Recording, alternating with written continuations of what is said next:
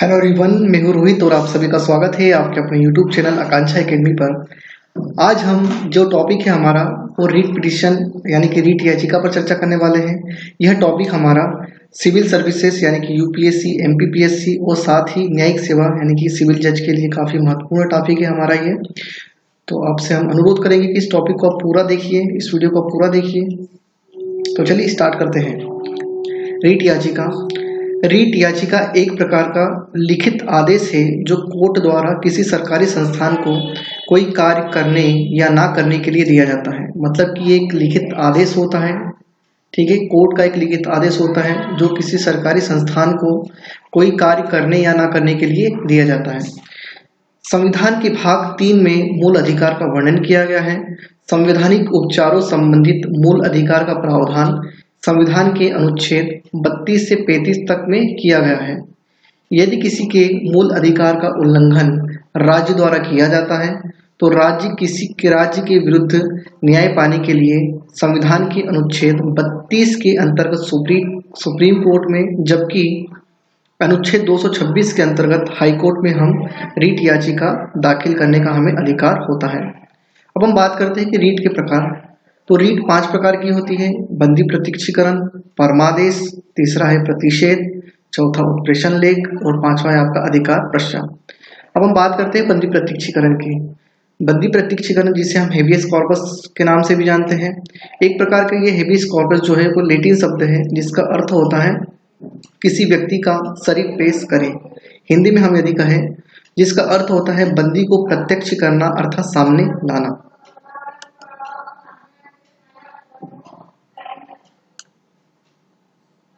यह रीट उस अधिकारी के विरुद्ध दायर की जाती है जो किसी व्यक्ति को बंदी बनाकर रखता है। इस रीट को जारी करके गिरफ्तार करने वाले अधिकारी को यह निर्देश दिया जाता है कि वह गिरफ्तार व्यक्ति को न्यायालय में पेश करे।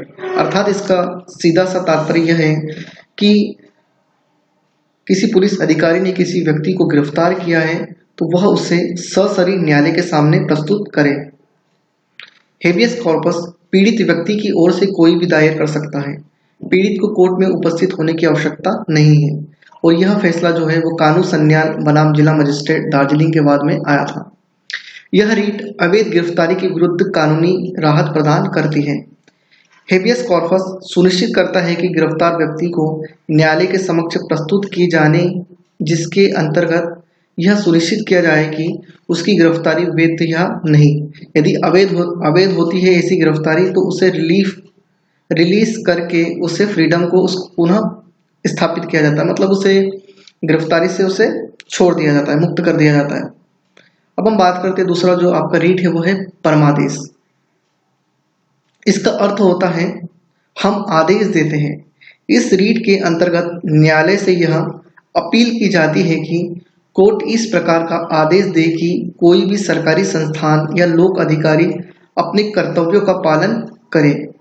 यदि कोई लोक अधिकारी है जिसे कानून के अंतर्गत कोई कार्य करना चाहिए जिसे वह नहीं कर रहा है तो हाई कोर्ट अथवा सुप्रीम कोर्ट में परमादेश दायर की जाती है। इस रीट के द्वारा किसी लोक अधिकारी के अलावा अधीनस्थ न्यायालय अथवा निगम के अधिकारी को भी यह आदेश दिया जाता है कि वह उसे सौंपे गए कार्यों का या कर्तव्यों का पालन करें। यह रीट राष्ट्रपति तथा राज्यपाल के विरुद्ध जारी नहीं की जा सकती है।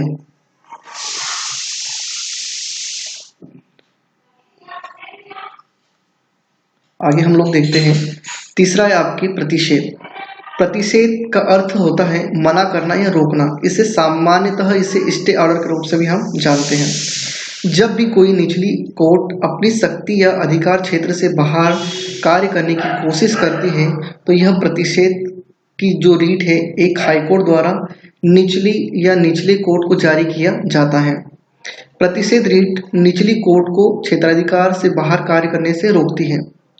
उदाहरण के लिए यदि जिला कोर्ट हाईकोर्ट के निर्णय के विरुद्ध अपील सुनता है तो ऐसे कार्य उसके अधिकार क्षेत्र के बाहर है, क्योंकि जिला कोर्ट के पास ऐसी अपील को सुनने के लिए कानून द्वारा कोई शक्ति प्रदान नहीं की गई है। ऐसे मामले में एक प्रतिषेध रीट जारी की जाएगी। अब हम बात करते हैं उत्प्रेषण लेख की, अर्थात प्रोड्यूस द सर्टिफिकेट। जब भी किसी हाई कोर्ट या सुप्रीम कोर्ट को लगता है कि किसी केस का पुनरावलोकन या रिव्यू उसे खुद करना चाहिए, तो हाई कोर्ट या सुप्रीम कोर्ट उत्प्रेषण जारी करके निचली कोर्ट से उस केस को अपने पास मंगवा लेता है। इसका तात्पर्य यह नहीं है कि उच्चतर न्यायालय अधीनस्थ न्यायालय के निर्णय के विरुद्ध ही हो। वे शर्तें जब उत्प्रेषण की रीट जारी की जा सकती है। जब एक निचली कोर्ट अपने अधिकार क्षेत्र से परे कार्य करता है और उससे प्रदान किए गए क्षेत्राधिकार का दुरुपयोग करता है। दूसरा, यह रीट तब जारी की जा सकती है जब निचली कोर्ट द्वारा अपनाई जाने वाली प्रक्रिया में कोई मौलिक त्रुटि हो या प्राकृतिक न्याय के सिद्धांतों का उल्लंघन हो। तीसरा, यह रीट तब जारी की जा सकती है जब त्रुटि कानून की अवहेलना पर आधारित हो।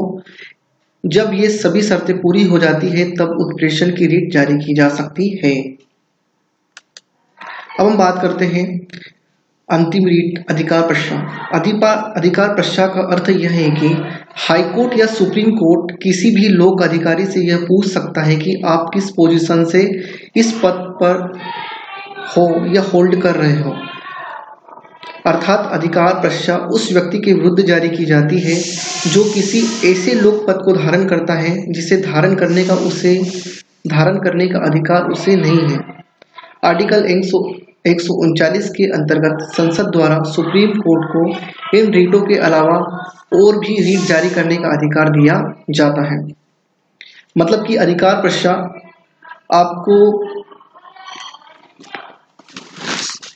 आपसे यह पूछता है कि आप किस पोजीशन पे हो।